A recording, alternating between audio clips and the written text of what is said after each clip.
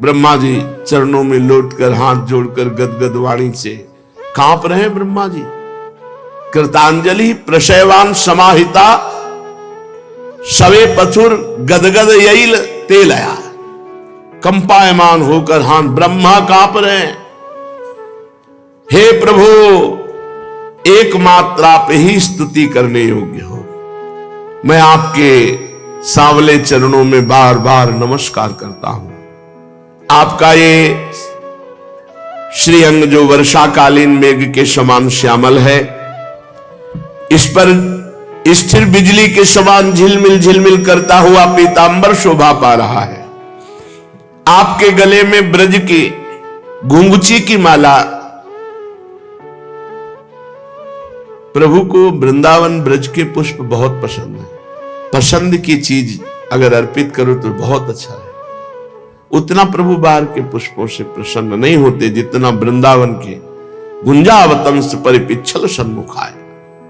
यहां के हम कह रहे हैं आपका फ्लैट है तो आप बालकनी में 2-3 गमले लगा लीजिए। हर श्रृंगार है, राय बेल, छोटे छोटे पौधे, उनमें 4 पुष्प बहुत है अपनी प्रियालाल के लिए। अगर आपके पास 200 गज जगह, 50 गज जगह में लताएं लगा दीजिए और उनका एक नवीन पत्ता, 2-3 पुष्प ऐसे प्रभु को अर्पित करोगे, बहुत है। प्रभु ब्रज के पुष्पों की घुंघची की माला, गुंजावतंश, कानों में मकराकृत कुंडल, सिर पर मोर पंख का मुकुट, इन सब की कांति से आपके मुख पर अनोखी छटा छिटक रही है। वक्षा स्थल पर लटकती हुई मनमाला, नन्ही सी हथेली पर दही भात का कौर, बगल में बेत और सिंगी, कमर की फेंट में आपकी पहचान बताने वाली बांसुरी शोभा पा रही है। आपके कमल से सुकोमल परम सुकुमार चरण और यह गोपाल बालक का सुमधुर वेश। ब्रह्मा जी कहते प्रभु मैं और कछु नहीं जानता, बस मैं तो इन्हीं चरणों पर न्यौछावर हूं। स्वयं प्रकाश परमात्मन, आपका ये श्री विग्रह भक्तजनों की लालसा अभिलाषा पूर्ण करने वाला है। यह आपकी चिन्मयी इच्छा का मूर्तिमान स्वरूप मुझ पर आपका साक्षात कृपा प्रसाद है। मुझे अनुग्रहित करने के लिए आपने ये लीला की है। मुझे अनुग्रहित, मुझ पर कृपा करने। कौन कहता है कि ये पंचभूतों की रचना है? पंचभूतों की रचना मैं करता हूं, मैं जानता हूं। ये अपराकृत शुद्ध सत्वमय सच्चिदानंदमय स्वरूप है आपका। मैं या बड़े से बड़ा कोई योगी समाधि लगाकर भी इस आपके सच्चिदानंद विग्रह की महिमा को नहीं जान सकता। फिर आत्मा आनंद अनुभव स्वरूप साक्षात आपकी महिमा को कोई एकाग्र मन से भी कैसे जान सकता है? प्रभु बहुत ध्यान देने योग्य विनती भी कर रहे हैं, इसमें ज्ञान भी अपने को मिलना है। कह रहे ज्ञाने प्रयास मुदपास्य नमन्तेव जीवन्ति सन्मुखरितां भवदीय वार्तां स्थाने स्थिताः श्रुतिगतां तनुवां मनोभिर् ये प्रायसो अजित जितोप्यसित तैस्त्रिलोक्याम। जो लोग ज्ञान का प्रयास ना करके अपने स्थान में स्थित रहकर भवदीय वार्ताम, आपके निज जन संत जनों के मुख से सत्संग सुनते रहते हैं, क्योंकि सन्मुखरिताम भवदीय वार्ताम, जो भगवत प्रेमी महात्मा होते हैं उनका व्यसन होता है भगवान की चर्चा करना, और उनके पास जो रहते हैं वो ना सुनना चाहे तो भी सुनने को मिलता है भगवान की वार्ता। जो शरीर से, वाणी से, मन से विनयावनत होकर आपके संतों के मुख से सत्संग सुनते रहते हैं, यहां तक कि सत्संग को अपना जीवन बना लेते हैं, सत्संग के बिना जी नहीं सकते। प्रभु यद्यपि आप पर त्रिलोकी में कोई कभी विजय नहीं प्राप्त कर सकता, फिर भी वे आप पर विजय प्राप्त कर लेते हैं। आप उनके प्रेम के अधीन हो जाते हैं, जो आपके भगवत प्रेमी महात्माओं के मुख से आपका यश सुनते रहते हैं। कैसे? शरीर से, वाणी से और मन से विनयावनत, दैन्य होकर। श्रेयः श्रुतिम भक्ति मुदस्यते विभो क्लिश्यन्ति ये केवल बोध लब्धये तेषामसौ क्लेशल एव शिष्यते नान्यद यथा स्थूल तुषावघातिनाम। प्रभो, जो सब सुख प्रदान करने वाली आपकी भक्ति है, कल्याण का मूल स्रोत है, आनंद का उद्गम स्थान है, जो आपकी भक्ति छोड़कर ज्ञान प्राप्ति के लिए श्रम उठाते हैं, दुख भोगते हैं, उनको बस क्लेश ही क्लेश हाथ लगता है और कुछ नहीं। जैसे थोथी भूसी कूटने वाले को केवल श्रम ही मिलता, चावल नहीं। तेषामसौ क्लेशन एव शिष्यते नान्यद यथा स्थूल तुषावघातिनाम।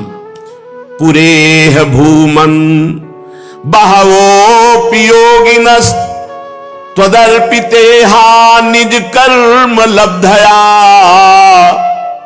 विबुद्ध भक्त्यैव कथोपनीतया प्रपेदिरेन्जोच्युतते गतिम पराम। प्रभु, मैंने देखा है इस लोक में पहले बहुत से योगी हो गए, और जब योग आदि के द्वारा उनको परमानंद की प्राप्ति नहीं हुई, तब उन्होंने अपने लौकिक और वैदिक समस्त कर्म आपके चरणों में समर्पित कर दिए। उन समर्पित कर्मों से और आपकी लीला कथा सुनने से, आपका नाम जप करने से आपकी उनके हृदय में भक्ति जागृत हो गई, और जे ही भक्ति जागृत हुई तो आपके स्वरूप का ज्ञान हो गया, परमानंद की प्राप्ति हो गई, परम पद की प्राप्ति कर ली। प्रभु, सगुण और निर्गुण दोनों आपके ही स्वरूप हैं। निर्गुण स्वरूप की महिमा इंद्रियों का प्रत्याहार करके शुद्धांतःकरण से जानी जा सकती है। विशेष आकार के परित्याग पूर्वक आत्माकार अंतःकरण का साक्षात्कार किया जा सकता है। यह आत्माकारता घटपटादि रूप के समान ज्ञेय नहीं, प्रत्युत आवरण का भंग मात्र है। यह साक्षात्कार है, ब्रह्म है। मैं ब्रह्म को जानता हूं इस प्रकार नहीं, किंतु स्वयं ब्रह्म है, निर्गुण निराकार। परंतु भगवान, जिन समर्थ पुरुषों ने अनेक जन्मों तक परिश्रम करके चाहे पृथ्वी के एक एक परमाणु को, आकाश से गिरे हुए एक एक ओस की बूंदों को, चमकने वाले नक्षत्र तारागणों को गिन डाले, ऐसा कर सकता है कोई, पर ऐसा आपके सगुण रूप की महिमा का पार नहीं पा सकता। प्रभु, आप केवल संसार के परम कल्याण के लिए अवतीर्ण हुए हैं। शो भगवान, आपकी महिमा का ज्ञान तो बड़ा ही कठिन है। ये श्लोक जो अगला है, यही जीवन है, यही जीवन है।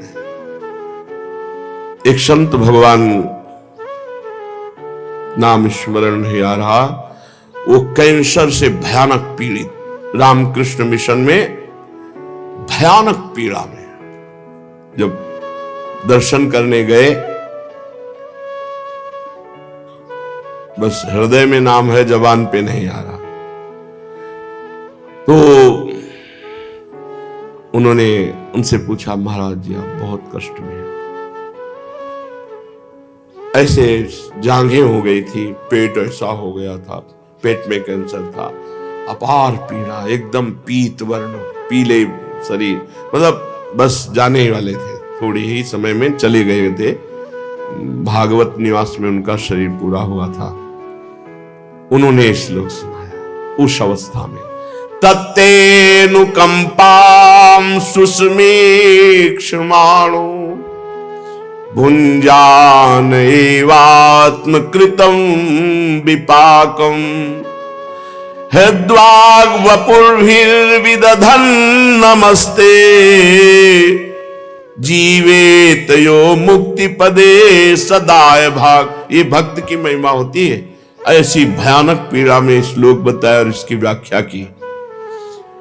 कहा कि जो पुरुष क्षण क्षण में, हमारे ऊपर भगवान की बड़ी कृपा है, श्री जी की बड़ी कृपा है, भली भांति ये अनुभव करता है कि मेरे ऊपर बहुत कृपा है, और प्रारब्ध के अनुसार जो दुख सुख आए, बिना विकार आए हृदय में उसे भोग ले। दुख आया व्यथित हो गए, ये विकार है। सुख आया हर्षित हो गए, अभिमान आ गए, ये विकार है। सुख दुख, मान अपमान, रोग, नाना प्रकार की पीड़ाएं, इनको चुपचाप, भगवान की बड़ी कृपा है। सही, हम आपको सच्ची कहते हैं। जब एकांत में चिंतन करते हैं तो 100% ये कृपा नजर आती। किडनी 100% कृपा नजर आती कि शायद ऐसा ना होता तो शरणागति पक्की नहीं होती, साधना में अहंकार होता। बहुत ध्यान पूर्वक ये सुनने का है। बहुत मंगलमय श्लोक है। तत्तेनुकंपाम सुस्मीक्ष्माणो, हर बात में अपने प्रभु की कृपा देखता है। बड़ी कृपा, प्रियाजू की बड़ी कृपा है। कष्ट में करा रहे तो कह रहे तत्तेनुकंपाम सुस्मीक्ष्माणो, हमें बड़ा सुख मिला था कि यही भक्त की महिमा है, यही भगवान के भजन का फल है कि अंतिम स्थिति है, भीषण कष्ट है, हिल भी नहीं सकते, और मुस्कुरा कर ऐसे कह तत्तेनुकंपाम, धीरे धीरे श्लोक निकल, तत्तेनुकंपाम सुस्मीक्ष्माणो भुंजान एवात्म कृतम विपाकम हृदवा वपुर्भिर विदधन नमस्ते। आहा, ये भी बात है। कह रहे हैं हृदय से बार बार प्रभु आपकी जय हो, आपकी जय हो, प्रियाजू आपकी जय हो। कष्ट में है और आपकी, राधा वल्लभ लाल की जय, प्रियाजू की जय। हृदय से, वाणी से और पुलकित शरीर से बार बार प्रभु मैं तो आपका हूं, प्रभु मैं तो आपका हूं।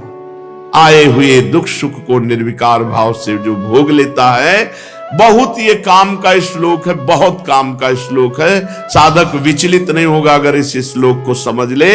प्रतिक्षण तत्तेनुकंपाम सुस्मीक्ष्माणो, मेरे ऊपर भगवान की बड़ी कृपा है। भुंजान एवात्म कृतम विपाकम, आए हुए कष्ट को दूर करने के लिए भगवान से शब्द न भोग ले, बड़ी कृपा भगवान की।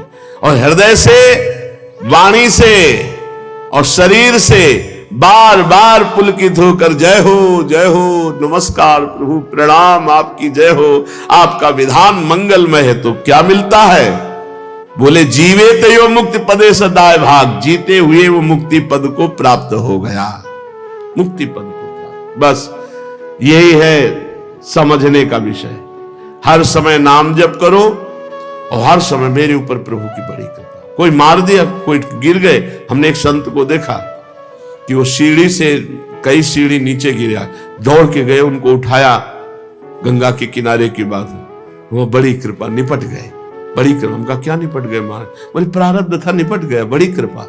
हर समय कृपा का अनुभव करना, ये बात। तत्तेनुकंपाम सुस्मीक्ष्माणो, हर समय भगवान की कृपा का अनुभव। और भुंजान एवात्म कृतम विपाकम, हर कष्ट को, हर सुख को गंभीरता से सह जाओ, ना अभिमान आने पावे और ना व्यथा आने पावे, और हृदय से, वाणी से, तन से पुलकित होकर भगवान के चरणों में अपने आप को बार बार समर्पित करता रहे। प्रभु मैं आपका हूं, प्रभु मैं आपका हूं। तो बोले वो इसी जीवन में परम पद का अधिकारी हो गया, इसी जीवन में परम पद का अधिकारी हो गया, जैसे अपने पिता की संपत्ति का पुत्र, जैसे पहले बोला। बस यही है। ये जो आप देखते हैं कि बड़े बड़े संत जन अपने शरीर के कष्ट को मिटा नहीं सकते, तो आप कहते हो कि राधा राधा जपो सब कष्ट मिट जाएगा। आप तो राधा राधा जपते हैं, आपका कष्ट क्यों नहीं मिटा? ये आदेश है। तत्तेनुकंपाम सुस्मीक्ष्माणो भुंजान एवात्म कृतम विपाकम, जो हमारे प्रारब्ध में आया हुआ सुख दुख है उसको भोग लेते हैं, हर समय प्रभु का चिंतन करते। बड़ी कृपा हमारे प्रभु की। हे नाथ, मैं जैसा भी आप कहूं, बोले परम पद का ऐसे अधिकारी हो जाता है जैसे पिता की संपत्ति पे पुत्र का अधिकार। प्रभु पश्येश में नार्यमनंतयाद्ये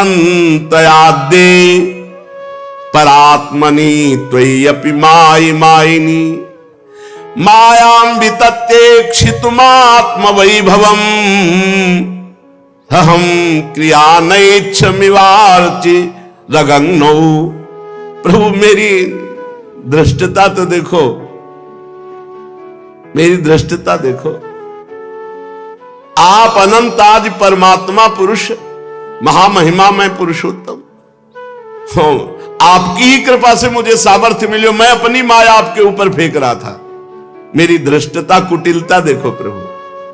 मैं अपनी माया का प्रभाव दिखाकर आपको, यही होता है जब इष्ट और गुरु कृपा होती, कुछ सद्गुण कुछ महिमा आते हैं तो अपने को श्रेष्ठ समझ लेता है और ये नहीं जानता कि जिनकी कृपा से आए उनके ऊपर हम क्या रुआब दिखाएं। ब्रह्मा जी कह रहे मेरी कुटिलता दृष्टता देखो, आपसे ही प्राप्त किया है जो कुछ प्राप्त है, और आपको ही अपना प्रभाव दिखाने चले थे। प्रभु मैं आपके सामने हूं ही क्या, एक चिंगारी हूं आपकी, आप आग की ज्वाला है। प्रभु मैं रजोगुण से उत्पन्न हुआ हूं, आपके स्वरूप को ठीक ठीक नहीं जानता, इसी से अपने को आपसे अलग संसार का स्वामी माने बैठा था। मैं अजन्मा जगत करता हूं, इस मायाकृत मोह के घने अंधकार से मैं अंधा हो रहा था। आपने तो कृपा की कि मेरे अधीन मेरा जन है, इस पर अहंकार नहीं होना चाहिए, इसलिए आपने हम पर कृपा की। मेरा अपराध क्षमा कीजिए स्वामी। प्रकृति महातत्व अहंकार, आकाश, वायु, अग्नि, जल और पृथ्वी, ये अष्टधा प्रकृति है। ये 8 आवरणों से घिरा हुआ ब्रह्मांड मेरा शरीर है, और आपके एक एक रोम के छिद्र में ऐसे अगणित ब्रह्मांड उसी प्रकार उड़ते रहते हैं जैसे झरोखे में देखो सूर्य की किरणों में त्रिसरेणु दिखाई देता है, छोटे छोटे परमाणु उड़ते हुए। प्रभु कहां मैं अत्यंत क्षुद्र और कहां आप अनंत महिमा। भगवान एक भी शब्द नहीं बोले, एक बार भी ब्रह्मा जी की तरफ नहीं देखे, क्योंकि सखाओं से अलग कर दिया, खेल में बाधा डाल दी, प्रेमियों को 1 वर्ष दूर रखा। हे वृत्तियों की पकड़ में न आने वाले परमात्मन, मेरे अपराधों को क्षमा करो। जब बच्चा माता के पेट में रहता है तो हाथ पैर पटकता है, तो माता उसे अपराध नहीं समझती, खुशी होती है हलचल देखकर। प्रभु कौन सी ऐसी वस्तु है जो आपकी कोख में ना हो, तो मैं भी तो आपकी कोख में हूं। मेरा ये सब करना आप ऐसा विश्वास है कि अपराध नहीं मानेंगे। श्रुतियां कहती हैं कि जिस समय तीनों लोकों का प्रलयकालीन जल में लय हो जाता है, उस समय आप श्री हरि के ही उदर में सब वास करते हैं और आपकी ही नाभि कमल से मेरा जन्म होता है। ये श्रुतियों का कहना असत्य नहीं हो सकता। तब बताइए प्रभु मैं आपका पुत्र हुआ कि नहीं। प्रभु आप समस्त जीवों की आत्मा है, इसलिए आप नारायण, नार जीव अयन, आप समस्त जगत के जीवों के अधीश्वर, इसलिए आप नारायण। आप समस्त लोकों के साक्षी हैं, इसलिए नारायण। नर से उत्पन्न होने वाले जल में निवास करने के कारण जिन्हें नारायण कहा जाता है, वो नारायण आपके एक अंश हैं। भगवान यदि आपका वो विराट स्वरूप सचमुच जल में था, तो मैं 100 दिव्य वर्ष तक कमल नाल पकड़कर उतरता रहा, मुझे क्यों नहीं मिला। और जब तपस्या की तो मेरे हृदय में ही प्रकाशित हो गया, और फिर पुनः अंतर ध्यान हो गया, पुनः दर्शन में नहीं आया। माया का नाश करने वाले प्रभु, दूर की बात कौन करे। अभी इसी अवतार में आपने बाहर दिखने वाले जगत को अपने में दिखा दिया। जब माता आपको दुग्ध पान करा रही थी तब दिखा दिया, जब रज के लिए डांट रही थी कि मिट्टी खाई तब आपने मुंह खोलकर दिखा दिया। प्रभु ये संपूर्ण विश्व आपके उदर में विराजमान है। उस दिन की बात जाने दीजिए, आज ही लीजिए। क्या आज आपने मेरे सामने अपने अतिरिक्त संपूर्ण विश्व को अपनी माया का खेल नहीं दिखाया? आप अकेले, फिर संपूर्ण ग्वाल बाल, बछड़े, छड़ी, छीके, बंसी, सिंगी सब आप बन गए। उसके बाद मैंने देखा कि आप सब ऐश्वर्य रूप हो गए, और उसके बाद देखा कि मैं ब्रह्मा महादेव आदि सब तत्व उनकी सेवा कर रहे हैं। आपने अलग अलग उतने ही ब्रह्मांडों का रूप धारण किया, परंतु अब आप केवल अपरिमित अद्वितीय ब्रह्म रूप से ही शेष है। जो लोग अज्ञान के कारण आपके स्वरूप को नहीं जानते, उन्हीं को आप प्रकृति में स्थित जीव के रूप में प्रतीत होते हैं। उन पर अपनी माया का पर्दा डाल करके सृष्टि के समय मेरे ब्रह्मा, पालन के समय विष्णु और लय के समय, संहार के समय भगवान महादेव का रूप आप धारण करते हैं। प्रभु, आप सारे जगत के स्वामी और विधाता हैं। अजन्मा होने पर भी आप देवता, ऋषि, मनुष्य, पशु, पक्षी, जलचर आदि योनियों में अवतार ग्रहण करते हैं, इसलिए कि इन रूपों के द्वारा दुष्ट पुरुषों का घमंड तोड़ दे और संत पुरुषों पर कृपा करें।